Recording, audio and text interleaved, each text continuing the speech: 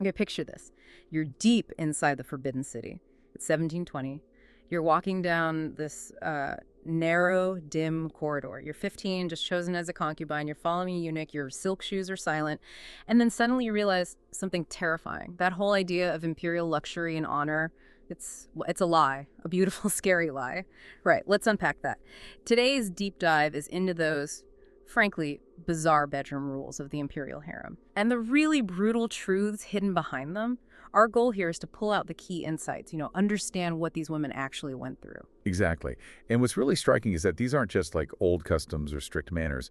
Our sources paint them as invisible chains.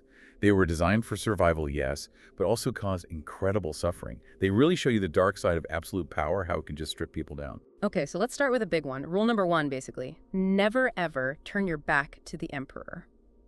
Sounds simple, maybe, but it meant these women needed this almost supernatural way of moving, like dancers, right? Sideways, pivoting, gliding, always keeping him in sight.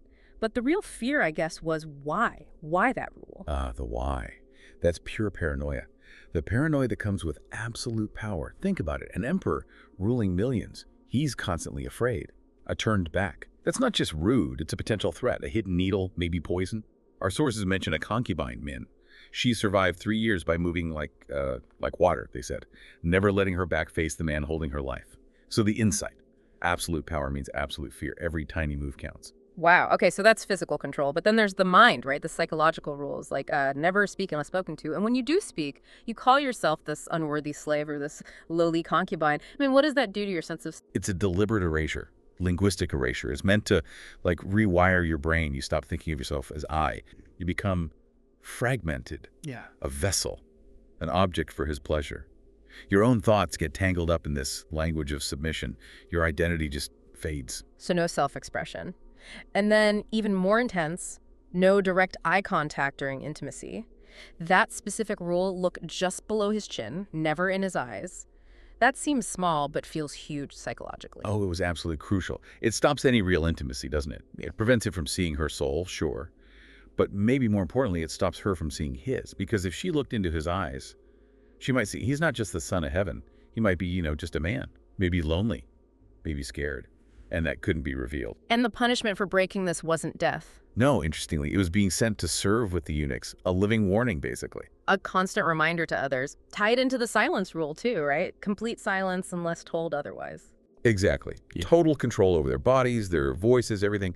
But even with all that control, there were glimmers of resistance. Yeah. Our sources talk about the incredible strength, the ingenuity of some women finding ways, secret languages, coded messages, hidden rituals. Small ways to hold on to their humanity. Tiny acts of defiance. But still, that psychological toll, it must have been crushing.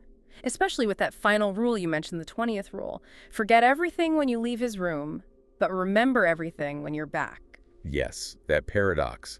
It's devastating. It forced this kind of split consciousness. Psychologists might call it dissociation. A coping mechanism, really, to handle the unbearable. But forgetting isn't really forgetting, is it? Not at all. It's not erasure. Those experiences leave scars. Invisible ones. They couldn't trust, couldn't love properly, couldn't even believe in their own worth sometimes. Living ghosts, as one source put it. So when you peel it all back, these strange bedroom rules, they weren't about sex. Not really. They were about power. Raw power. Absolutely. The power to turn people into objects. To make intimacy a performance. And demand the total surrender of yourself, body, and mind. And maybe the most, twisted part. To survive, a concubine almost had to forget she was human.